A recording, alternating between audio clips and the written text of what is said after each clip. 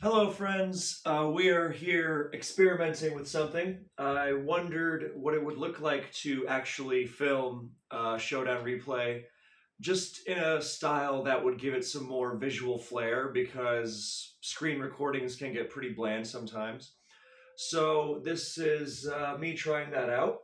We've got our Christmas lights and some mood setting candles. I hope you enjoy.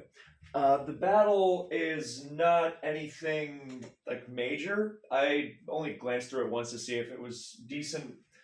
I think it is. It is a battle between freezai and byronthewellwell for Uber's World Cup. Because I was looking through the Uber sub forum since I was like, hey, the Uber's Premier League generally starts around this time of year, right? Because I figured the most fitting tier for this kind of experiment would be Ubers. Give it a little bit of grandiosity. And Uber's Premier League has indeed started, but it's it just is Jesus Christ. It is just underway. So I decided to look through there's like been one game played. So I went to the Uber's World Cup replays thread and I skipped to the finals and I saw this ORAS game, and I like ORAS Ubers. I've featured it on the channel before. And I saw it was between two good players, and I checked it out to see if there was anything of interest. And turns out there was quite a bit of interest. So here we go. I am not going to spend too much time on team preview because I do not have the expertise to really break things down. But that might be a blessing to some of you who just want to get to the game. Although for the regular viewers, I promise I don't intend on making this a habit. This is just me trying something out. So, what I can tell you is that freezai's team has spikes, and Byron's does not. How will this affect the game? I have no idea. I don't even know if it's that likely that the Cloister gets spikes, honestly. It might be tasked with going for a bunch of shell smash breaking, because as you can see, Byron's team has no ice resist. Unless it's like a steel or a water or a fire Arceus. Just naming types that resist ice. The fire Arceus, it's not going to be that. But generally on offensive teams like this, I would expect fighting Arceus or something very aggressive. So we've got that, and as for the megas on each side, uh, well, Freezai's only choice of mega is Mewtwo. Now, I don't know enough about the tier to definitively say it is absolutely going to be X or it is absolutely going to be Y, but from my memory of the tier, Y is generally much more popular, because with Insomnia, then it can take on lead Scarf Darkrai because it can take a Dark Pulse and it's not afraid of, and it can't be Dark Voided, and it's also very fast. And generally, I think it hits the tier harder. Someone feel free to correct me on that. Even though Mega Mewtwo X is crazy strong and has stab fighting and everything, Mega Mewtwo Y is just the purest distillation of what Mewtwo is, which is a special attacker, and that winds up being more threatening generally than some sort of supercharged Gallade. So, yeah, I would expect Mewtwo Y. And on Byron's side, we definitely have a Mega Gengar. So in terms of the Mega matchup, Mewtwo Y outspeeds Gengar, so there's an advantage there. And it looks pretty threatening in general because obviously there's Yveltal to withstand Psystrike, and Latios also to withstand Psystrike, but neither of them like taking Ice Beam, and again, no Ice Resist. So Cloister plus Mega Mewtwo Y spamming Ice Beam looks pretty threatening. And then, of course, we've got the double Xerneas, the double Yveltal, and who knows what and of course the double Primal Groudon, but that was to be expected. So let's launch right into it. God, I hope the audio on this is good. We immediately see the Arceus revealed on Byron's side to be normal. Now, as much as I would like to say, oh, this could totally be Trick Choice Band Arceus, which is a sick set, and I believe that, by the way, or like a Wall Arceus with Will-O-Wisp, because it's the Wall Arceus that holds leftovers, man. It rules, but I'm going to have to disappoint you because there's no way this is an E killer. So Cloister does not really mind E killer. Well, it depends. Because it has great defense, obviously, and with Shell Smash and Icicle Spear, you can really make something happen. But on the other hand, this isn't OU where everything gets overwhelmed by Cloister's power. Ubers is something else, so it's not going to have spikes. I take it back because, as you can see there, I might have skipped over it over the animation. That was not spikes. That was toxic spikes, which I have to admit I was not expecting at all. I don't know why the T spikes aren't showing up on the field, but hey, there they are. So yeah, I was not expecting that at all. It's not really something you see in ORAS Ubers very often, to my knowledge. Someone more up to date with where the metagame's been going, please feel free to correct me. But I mean, not to say that they're not viable. Of course, like look at half the metagame. I mean, Ubers being T spikes vulnerable more so than OU is a very very old story. I mean, Primal Groudon, most forms of Arceus, Kyogre, Xerneas. My God. So then other things like Mewtwo. Just looking at things in this game, I'm trying to remember what else is used in Ubers that's not on the screen right now, and is also T Spikes effective. Oh, Darkrai, that's a huge one. So, yeah, that's interesting to see. I mean, the counterpoint is right now Gengar has Levitate, but as soon as it Mega evolves into Mega Gengar, it won't pick up the T Spikes then, but when it switches back in. But given that that's going to take a while, and because not only does Gengar have to switch in, which isn't the easiest thing ever because it's frail, and then it's going to be forced out, and it will be forced out because it has to protect to get that Mega Evolution. Because remember, in Gen 6, it doesn't jump right to 394 speed. It starts out at 350, so it has to protect a lot. Then it gets forced out. And even in its Mega form, it doesn't exactly switch in easily. And if you're playing a fast-paced, aggressive game, by the time Gengar switches in for the second time, you might very well have already poisoned something important. I mean, Primal Groudon switches into half the tier, so at the very least, that. So, there goes the E-Speed, 2 at KOing, and here comes an Icicle Spear, which even with 5 hits is not going to do 50%. I mean, not even going to do 40%. I mean, a very respectable 35, but yeah, Cloister is going down. So Byron's going to take this opportunity to SD again. Now, I wonder how advisable that was. I mean, I guess if he's trying to E-speed freezai's Arceus, but I don't know. I think you would value the higher health. I get it, where it's coming from. If you're trying to E-speed Yveltal into Oblivion or something, but yeah, I don't know. Let me just check the frame to make sure everything is recording, because okay, it should be fine. I'm actually kind of paranoid about this because yeah. Okay, cool.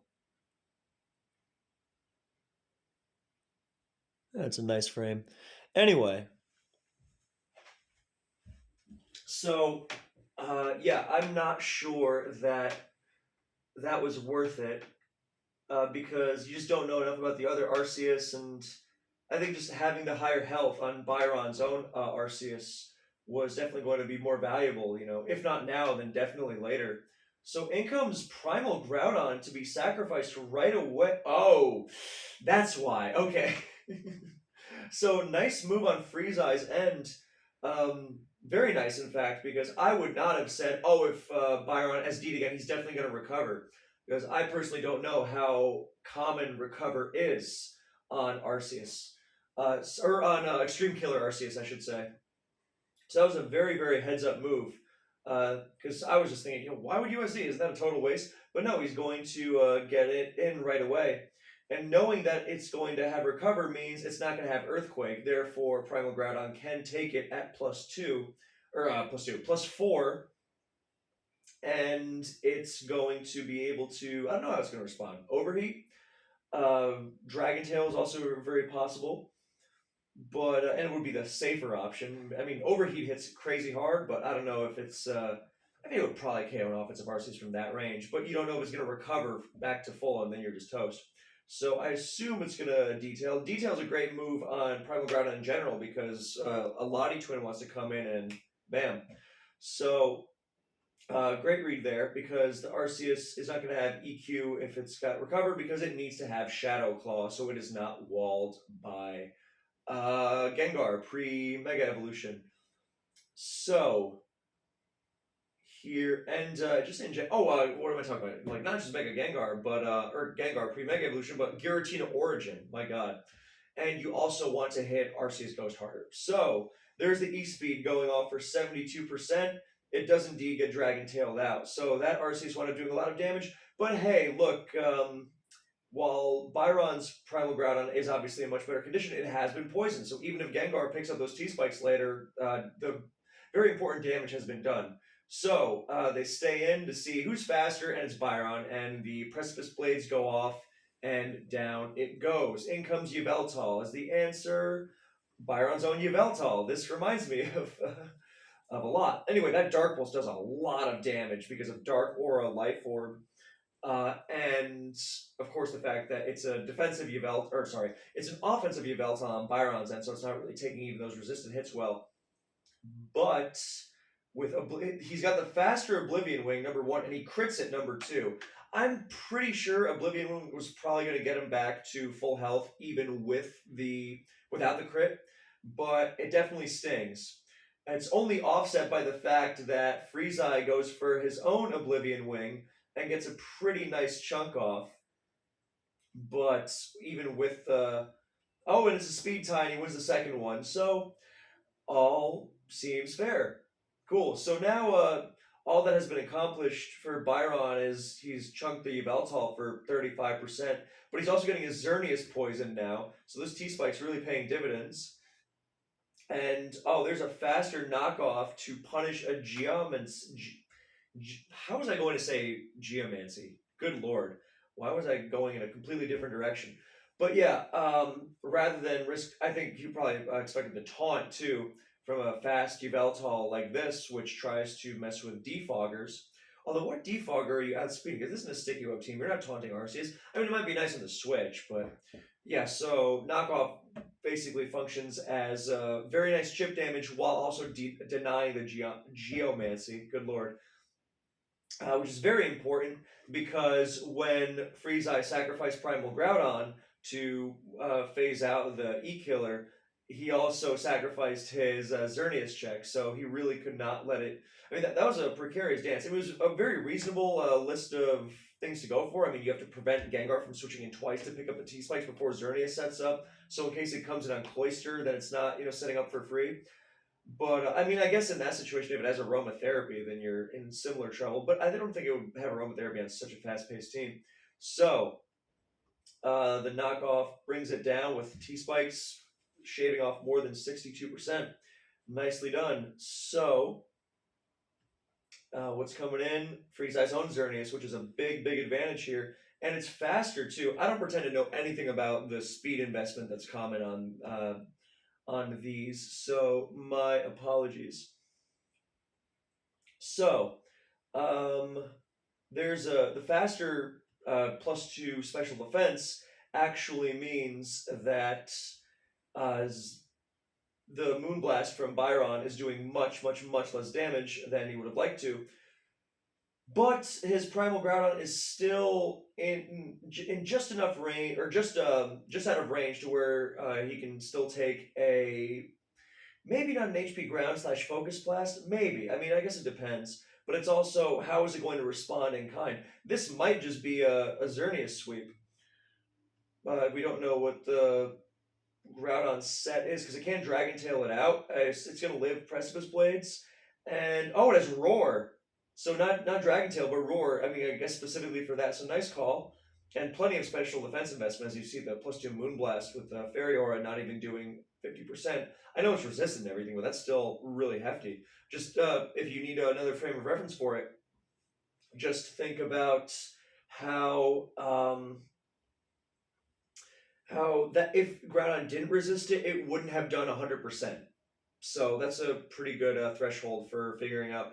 Oh well, how bulky is this actually? Then that's how. So Mewtwo gets dragged in and Mega Evolve gets that Mega Evolution off perfectly. So now you don't have an awkward turn where 394 Mewtwo might face off against a Mega Gengar that's already Mega Evolved, and for that turn they would both be at 394, and there you would get into a nasty speed tie. But no, now that Mewtwo has gotten its Mega Evolution off, it will always have the advantage over the Gengar, which is huge. And there is the Psy Strike. In comes Latios, which Mewtwo can defeat one-on-one. I believe it can take a Soldew Draco Meteor. Yes, it can, because I think it gets a special defense boost upon Mega Evolving. Please don't quote me on that. But it is going to dominate the Latios one-on-one. Well, not dominate, but beat it one-on-one. But now it is in E-Speed range. But the Arceus is not going to be poisoned, but it reveals that it is Lumberry. So the Mewtwo is preserved, and in comes Arceus Ghost, and a beautiful move from Byron there to SD on the switch. It might have been might have been a bit of a desperation move, I guess, to get the, hope for a focus miss or something. But you can also see in this situation, let me just preserve the Mewtwo, which actually, no, it's not even a desperation thing, I don't think. I think Freezai really had to preserve the Mega Mewtwo because what else is going to handle a Mega Evolved Gengar? Especially because he knows that his, now that we know the Arceus last is a ghost, then this move makes more sense, especially because Cloyster is going down, Xerneas is going down, and Arceus Ghost, if it gets chipped just a little bit, is going to be KO'd by the Gengar. So you really have to be careful with Mega Mewtwo Y, or else you will just get Mega Gengar swept. I mean, forget being trapped by Shadow Tag. It is just going to clean you up on its own. So, great move from Byron there. But +2 Shadow Claw is not quite going to get the job done into Arceus Ghost. So, this is also a very potentially troublesome speed tie deal. And Focus Blast accuracy, my god, from standard Calm Mind Ghostius. But we will see. Excuse me. It's pretty much whoever comes out on top of this Arceus duel will win the game. Ubers, am I right? But no, I'm kidding. I don't mean to oversimplify it. That's one thing that drives me crazy. Oversimplification. So from Byron here, we just do you go for the second SD? Do you just go for the Shadow? I think you go for the Shadow Claw crit / Focus Blast drop or miss. Speed tie. You just gotta increase your odds. And hey, Shadow Claw is a pretty decent crit rate, so that's what you're going for. Oh, and it's not. Oh my God! So it's not even. Oh, my Arceus. Ha ha ha. I know it's technically Arceus, by the way, but it just feels so awkward that I refuse. So one of the wonderful things about language is that we can change it to be whatever we want it to be. Ish. Anyway, so it's not a Calm Mind Arceus with Focus Blast. It is an SD Arceus, which means it does a lot less damage to this E-Killer. But Byron did not know that. And if he had known it was an SD Ghostius, then I think he would have recovered, and then things would have really gotten nasty. But we don't know if it's a speed tie or not. Oh, yeah, let me not skip ahead too much, because here's where it gets interesting. So let's see that turn again. Brick break. Okay, great. So E-Killer, to my knowledge, feel free to correct me, generally will it will generally go adamant, right? Because you're using priority, you want the extra power, and be ashamed to not pick off something faster because you were needlessly jolly, right? But Ghost Arceus with SD, you can take full. You're not using extreme speed that much, and if you are using E-Speed in the last slot, it's not stab. It's a move you need as much power on as possible because it's more utility. What you really want are more opportunities to use your stab. That's the thing with E-Killer Arceus, that its extreme speed is its stab. It is its main move, and it happens to be priority. That's why you go adamant more. Not saying that Jolly doesn't exist, it certainly does, but generally you will go adamant. So with Ghost Arceus, it's different because you want to be spamming your stab, whether it's Shadow Claw or Shadow Force. And you don't want to be outsped by the Lottie twins there. With adamant E-Killer Arceus, you don't care if, excuse me, the Lottie twins are faster because because you're gonna take them out with the priority of E-Speed anyway. With Ghost Arceus, you need to outspeed the Lottie twins with a jolly nature because otherwise your E-Speed is not going to do the job. So you need to use your stab for them. Just as I think probably the most salient example of what you miss out on. So now that we know that the Ghost Arceus it's immune to E-Speed, which is obviously enormous, and it is going to outspeed and KO Arceus with the next Brick Break. So we know that Byron switches to Gengar here, and we were wondering, okay, that's the choice. Do you Shadow Claw here, trying to catch the Gengar switch? Because once Gengar comes in, then it's going to protect. Because remember, it's not necessarily going to protect. The guessing game is, will it protect here? If you don't use the Shadow Claw on the switch, of course, or Shadow Force, and the question is, because also it's worth remembering that Shadow Force breaks protect. So even if freezai Shadow Forces on the switch and Gengar protects, it still gets blown away. So the most that Byron would be able to do would be to switch back to his Arceus on the second turn of Shadow Force. Of course, Arceus will then get poisoned, go down from 28 to 16, and then it's going to be another one of these guessing games. Except, you have the same dilemma, pretty much. But if freezai does indeed have Shadow Force over Shadow Claw number 1, which I think most of them do, but I think I'm remembering that based off of Gen 7, where they use Shadow Force in part because you could use Ghost DMZ with it, so you wouldn't have the 2-turn effect if you want. Obviously, Shadow Force is a great move, even if, it's used on Giratina Origin and DPP, for example, even though it's 2 turns, because sometimes you like that 2-turn effect. And on freezai's team, it makes a lot of sense because the extra turn you gain from being semi-invulnerable from Shadow Force, you rack up extra toxic damage there. Very unique use of it. So I really like that. But yeah, if it has Shadow Force, so let's assume it uses it on the switch, you have to go back to your E-Killer Arceus for the immunity to it, but then you're back in this pickle again. And yeah. So, but even if you do come in on the Brick Break, then you are going to still be in that tough position because actually, are you in that tough position? Well, you kind of are. Let's break this down. So let's say you think it's going to have Shadow Force. So you don't protect on the first turn because it can't Shadow Force you here. So let's see. Yeah, it does in fact Brick Break. So you have Gengar versus Ghost Arceus. So if you think it has Shadow Force, you don't protect here because then you're going to... It Shadow Force, it disappears as you protect, and then you are faster on the next turn, so you are not going to be able to actually KO it. Actually, the Shadow Force really puts you in a good position no matter what here, because you're faster, so you Shadow Force freely, because you're faster on this turn because of the Mega Evolution mechanics. And then afterwards, you break through protect, even though Gengar will be faster. And because Gengar is faster, you actually won't be hit because you're still under the effects of Shadow Force there. So it's perfect here. So the question is, what do you do as Byron if you expect the Shadow Force to come? And it's a difficult question. I really don't know, actually. Like, Destiny Bond with Gengar? Maybe? I don't even know if that would work, though.